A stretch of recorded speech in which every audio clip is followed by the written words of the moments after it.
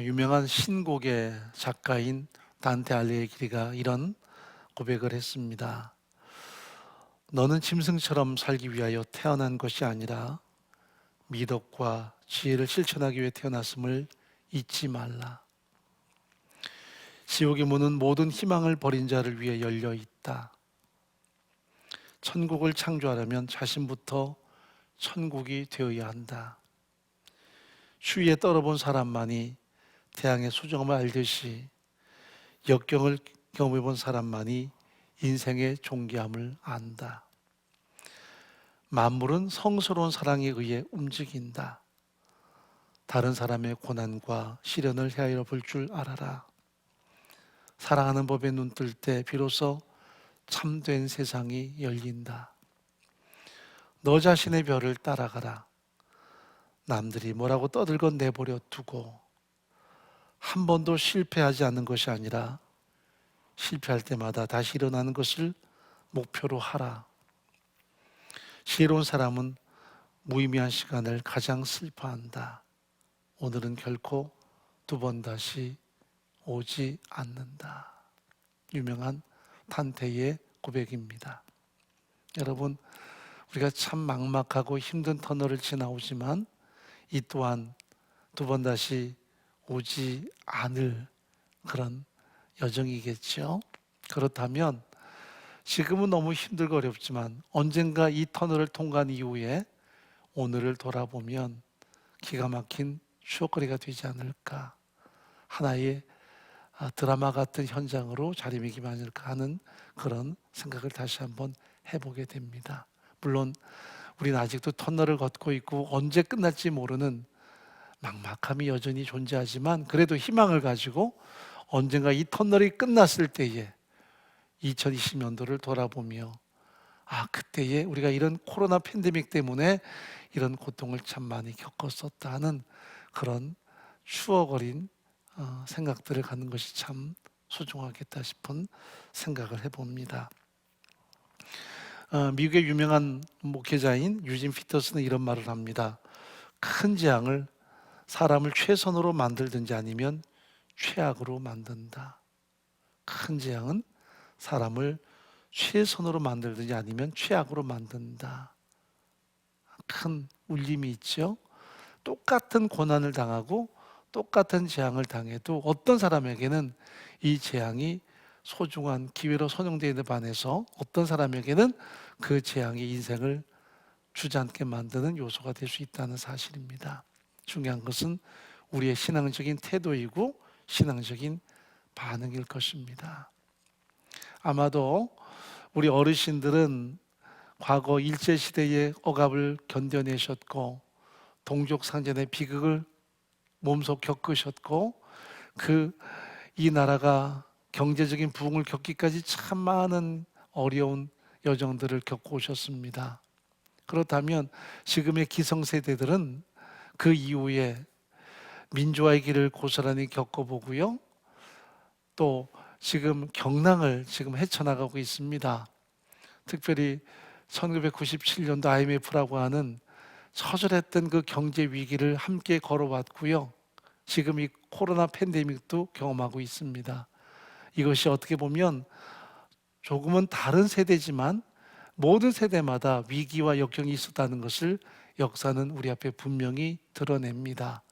때로는 억압과 전쟁과 동족 상잔의 비극과 또 여러 가지 좌우 갈등들, 그리고 민주화가 되기 위한 여러 가지 고통들이 존재했었습니다. 경제 위기도 있었고요. 그러나 이 모든 고통을 겪고 우리는 여기에 서 있습니다. 국가는 이만큼 성장했고 우리의 삶도 이만큼 우뚝 섰습니다. 지금 2020년도 이 코로나 팬데믹의 끝자락에 우리가 서 있고 한 해가 참 이런 터널을 계속해서 지나오는 과정이지만 언젠가는 이 모든 위기를 딛고 우리가 하나님 앞에 꿋꿋이 설 그때가 반드시 온다는 것을 우리는 기억하며 오늘 이 여정을 힘 있게 발을 내딛는 시간이었으면 좋겠다는 그런 바람을 가져봅니다. 그래서 오늘 사무엘상 7장을 그 주제의 말씀으로 우리 마음에 담기를 바랍니다. 우리가 사무엘상 1장을 보게 되면 한 여인의 기가 막힌 인생 여정이 펼쳐지고 있습니다. 그 여인의 이름은 한나입니다. 아들을 얻지 못해서 절망과 비탄에 빠져있던 한 여인의 눈물 어린 기도의 모습들이 1장에 드러나고 있어요.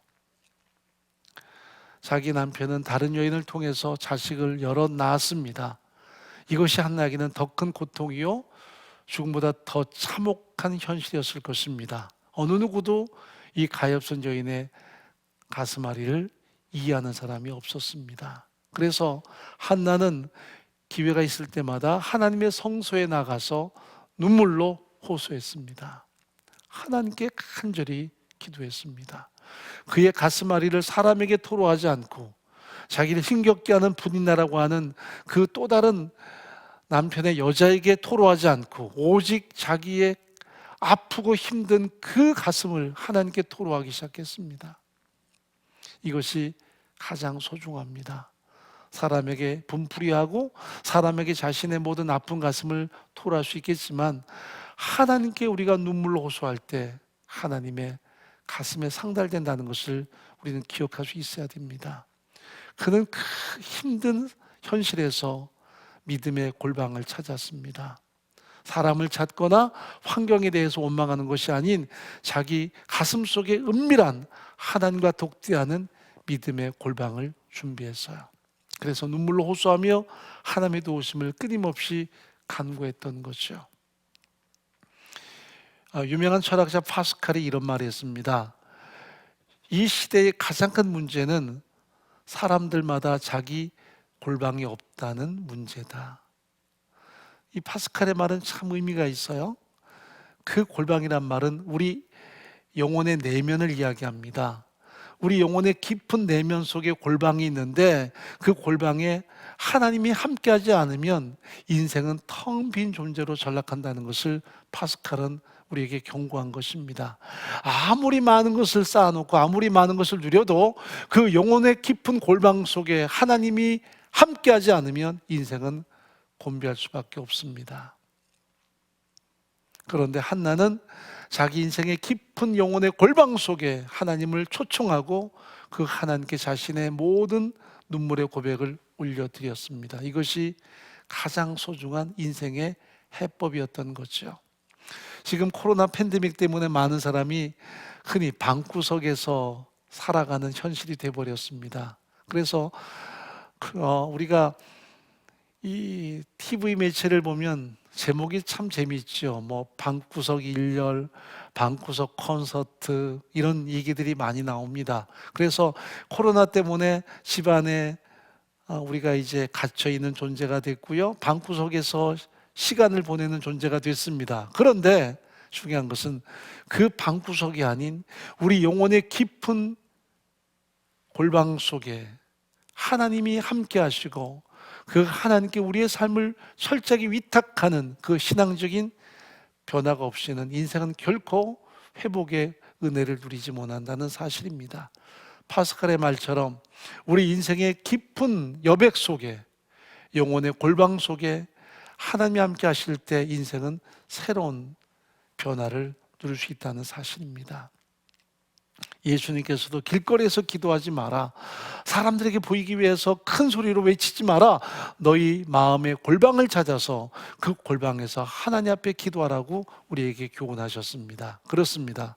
우리 영혼의 골방을 찾아야만 합니다. 이 시간 2020년도 12월 31일이지만 우리가 이렇게 예배당에 가득 채워서 하나님 앞에 예배하고 기도하고 찬양하며 새해 복 많이 받으십시오 하는 그런 소중한 은혜의 시간이 돼야 되는데 우리가 지금 다 가정에서 이렇게 온라인으로 예배합니다. 그러나 흔히 속말로 방구석이라고 하는 우리 인생의 모든 현장마다 여러분의 가정에 그리고 여러분의 깊은 영혼의 심연 속에 이 시간 하나님이 친히 찾아가 주시고 그 하나님이 우리와 함께 하시는 소중한 은총들이 가득하기를 간절히 바랍니다. 그래서 이 시대의 고독과 절망과 좌절들이 우리 깊은 영혼의 골방 속에 함께 하시는 하나님의 임재를 통해서 매 순간마다 새롭게 회복되는 은총이 드러나기를 간절히 바랍니다.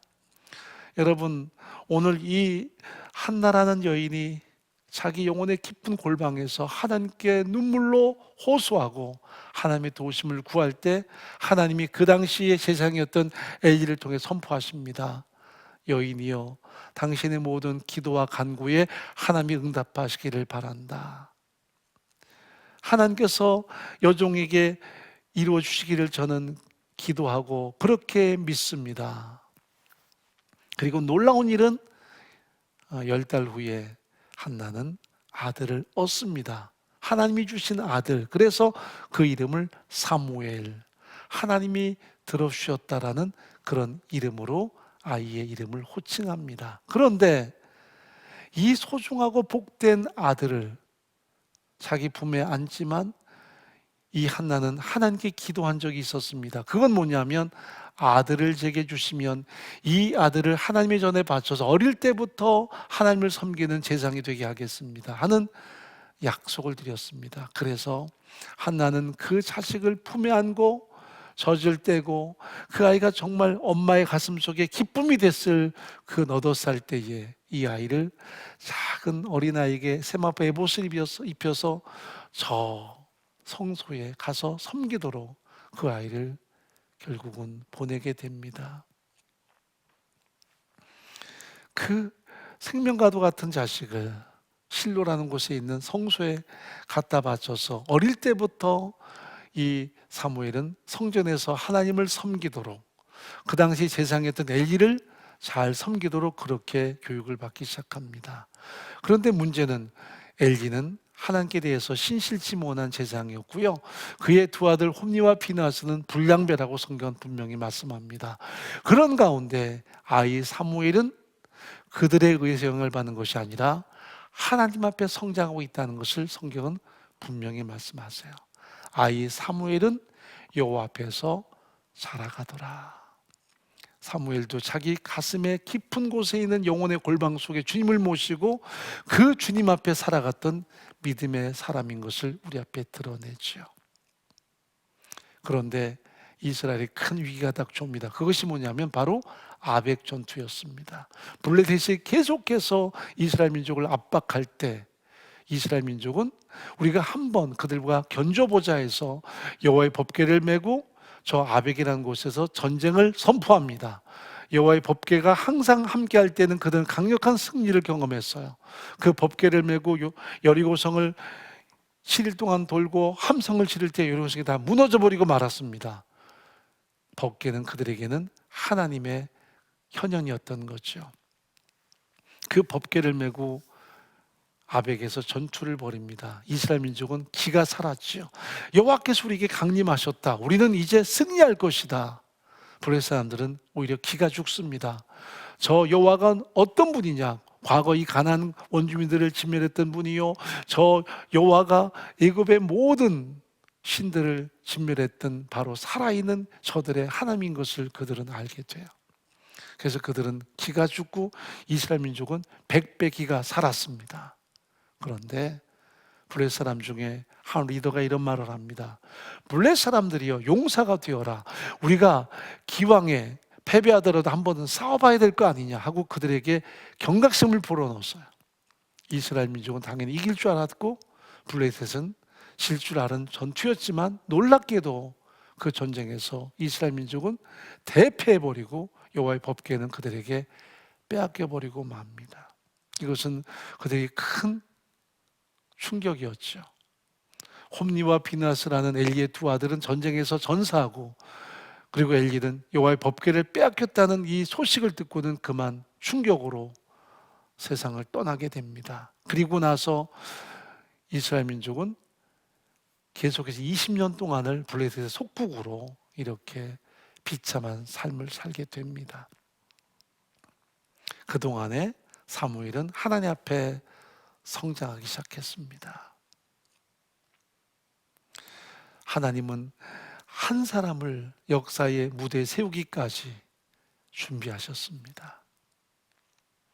그런 파란만장한 지옥 같은 고통 속에서 백성들은 절망하고 현실에 대해서 좌절하지만 사무엘은 하나님 앞에서 성장했고요. 그는 믿음의 사람으로 역사의 전면에 나타나기 시작합니다. 하나님이 때를 준비하셨습니다. 엘리 이후부터 20년 동안을 그는 억압당했고요. 그 전 사사시대까지 따지면 자그마치 70년 동안을 블레셋 사람들에게 억압당하는 기가 막힌 역사의 고통 속에서 이스라엘 민족은 더 이상 세상을 찾을 수 없습니다. 더 이상 다른 신에게 매달릴 수 없습니다. 이제 그들은 하나님께 마음을 돌이키고 하나님을 찾기 시작했습니다. 자, 여기 본문에 보면 이렇게 말씀하죠.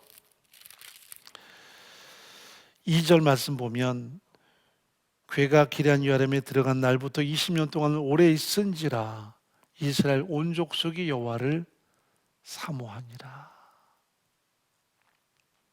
우리는 고작 1년 동안 이 고통을 통과하면서 참 힘들다 생각하는데 블레셋 사람들에게 무려 20년 동안을 그들은 농락당했고요. 더 길게 보면 70년 동안을 그들은 자유를 잃어버린 채 블레셋 사람들에게 농락당했던 그 아픈 역사의 과정을 겪고 있었습니다. 그런데 그 고통의 시면에서 그들은 하나님을 사모하기 시작합니다. 하나님을 갈망하기 시작합니다. 그 고통이 그저 고통으로 끝난 것이 아니었습니다. 하나님을 갈망하고 하나님을 의지하고 하나님을 철저하게 바라보는 그런 기회로 선용됐다는 것을 성경은 우리 앞에 말씀하고 있습니다. 이스라엘 온 족속이 여호와를 사모하니라. 자, 드디어 때가 왔습니다. 사무엘이 그들을 향해서 선포합니다. 3절 말씀 읽어보죠.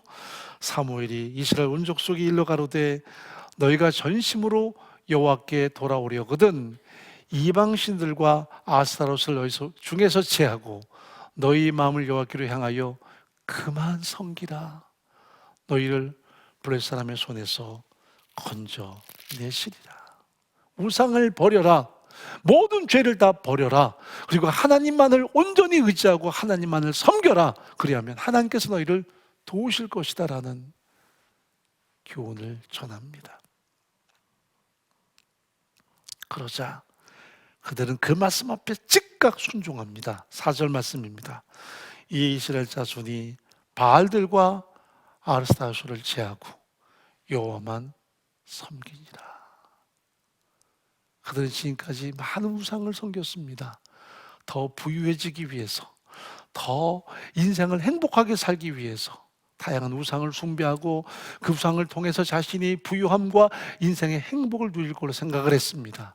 그러나 어떤 우상도 그들을 도울 수가 없었습니다. 우상은 죽어있는 존재이기 때문입니다. 인간이 만든 하나의 도구에 불과하기 때문입니다. 왜 이렇게 인간이 어리석습니까? 지금도 예외는 아닙니다. 너무나 많은 사람이 우상 앞에 무릎 꿇고 우상이 도와주기를 간구합니다. 하나님이 미워하는 것 중에 하나가 바로 우상 숭배라는 것을 우리는 기억해야만 돼요.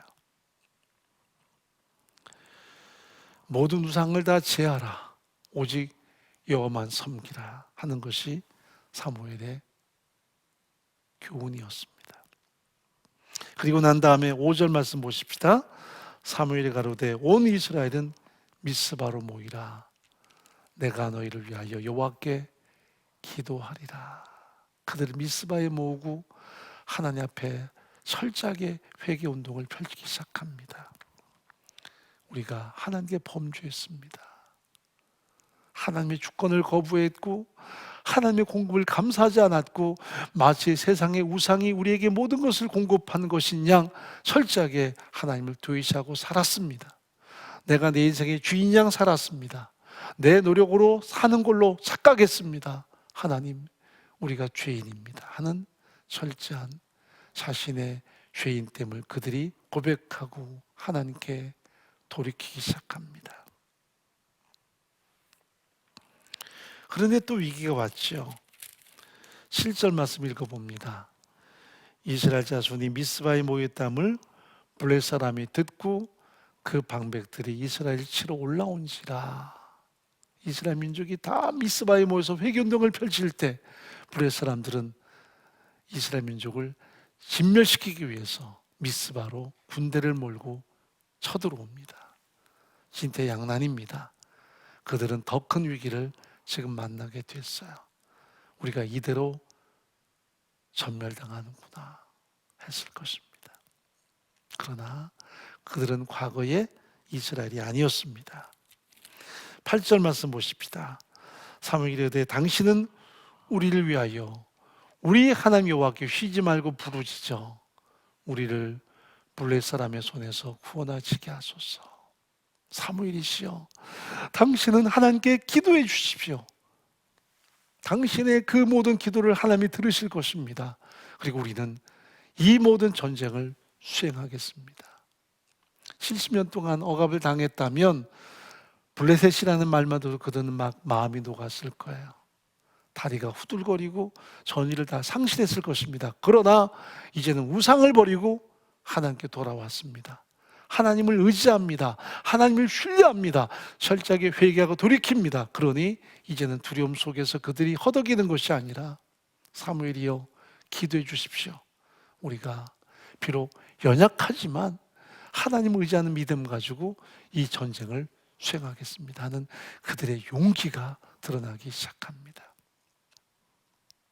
여러분, 용기는 두렵지만 하나님 의지하고 한 발짝 내딛는 결단입니다. 무모해지는 것이 아닙니다. 두렵지만 하나님 의지하며 한 걸음 내딛는 우리의 결단, 이것은 대단히 중요하죠. 인생을 살다 보면 많은 두려움들이 있습니다. 가보지 않은 길에 대해서, 겪어보지 않은 여러 가지 현실에 대해서 두려울 때 많습니다. 그런데 자꾸 두려움 속에 우리가 마음을 빼앗기면 혼동이 오고요, 결국은 스스로 주저앉아 버리고 맙니다.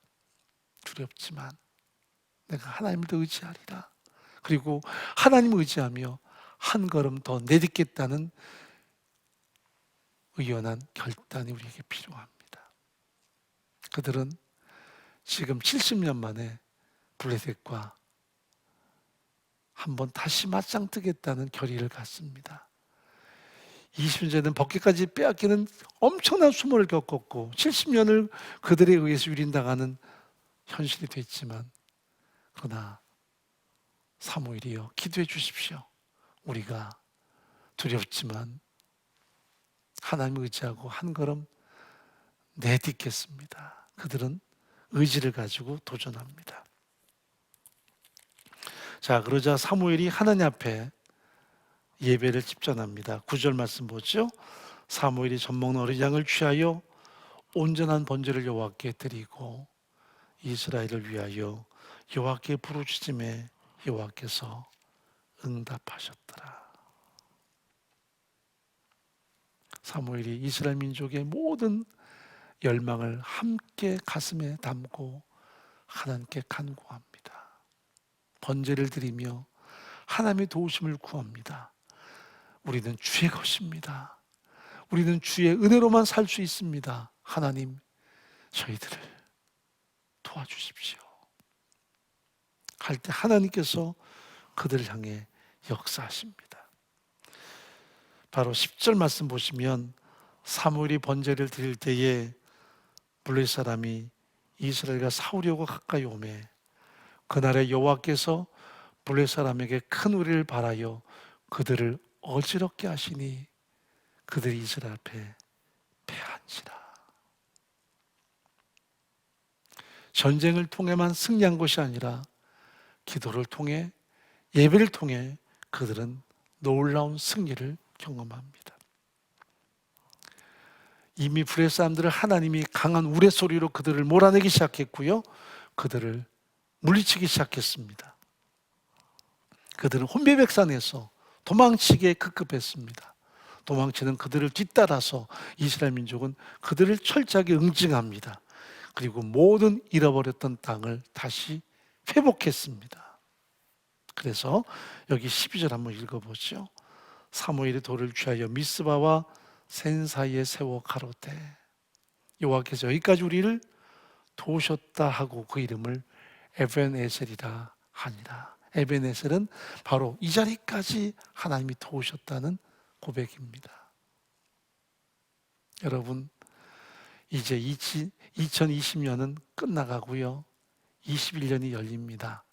많은 분들이 2020 참 상스럽게 생각해서 좋은 일이 많을 거야 했는데 2월 달부터 코로나 팬데믹에 의해서 우리는 지금껏 터널을 헤어나오지 못하고 있습니다.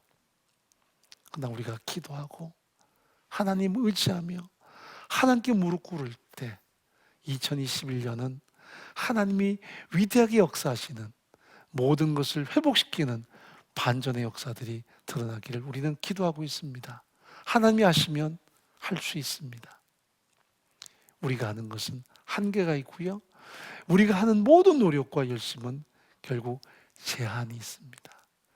그러나 하나님께 돌아와 하나님 의지하고 하나님께 간구할 때 하나님은 그 능력으로 역사하실 것입니다. 이것을 성경은 분명히 말씀합니다. 에벤 에셀, 에벤 에셀. 하나님께 돌이키고 하나님을 철저하게 의지하고 하나님을 사모하며 우리가 마치 내 인생의 주인인 것처럼 살았습니다. 하나님이 모든 것을 공급하셨는데 마치 내가 스스로 얻은 것이냐 착각하고 살았습니다. 오만하게 살았습니다. 세상의 것으로 내가 행복해진 걸로 알았습니다. 열심히 살면 우리가 다 되는 걸로 알았습니다. 그러나 하나님의 주권 앞에 무릎 꿇고 하나님의 도우심 앞에 우리가 살아가지 않으면 우리는 아무것도 아닙니다 라는 것을 인정하고 다시 한번 하나님 우리의 모든 삶을 붙들어 주십시오. 내 인생에 텅 빈 골방 속에 하나님이 친히 더 임재하셔서 나를 통치하시고 나를 다스려 주십시오. 내 힘과 능력이 안 됩니다. 하나님의 도우심으로 붙들어 주십시오. 이 나라와 민족도 하나님이 주관해 주시고 우리의 모든 미래도 하나님이 주관해 주십시오. 우리는 철저하게 하나님께 돌이키고 하나님께 무릎 꿇고 기도하며 하나님을 예배하며 하나님의 살아계심과 그 영광을 선포하는 삶을 살아가겠습니다. 우리가 그렇게 마음 먹고 결단하고 신앙으로 살아갈 때 하나님은 이 모든 위기를 돌이키시고 우리의 삶의 역사 속에 민족의 역사 속에 하나님 하신 그 위대한 승리의 현장들을 우리 앞에 분명히 드러내실 거예요.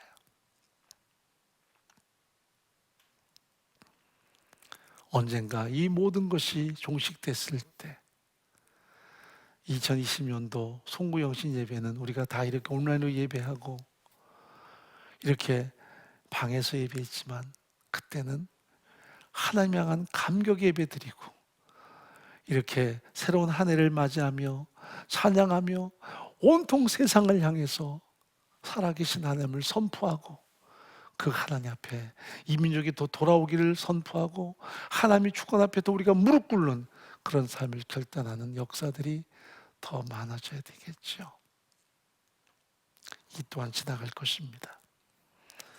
하나님께서 우리에게 주시는 회복을 우리가 기대하며 2021년도는 하나님과 늘 동행하는 삶, 하나님의 도우심 앞에 끊임없이 무릎 꿇는 삶, 하나님의 영광을 선포하고 그 은혜 가운데 더 견고히 서는 우리의 전 삶이 되기를 간절히 축원합니다.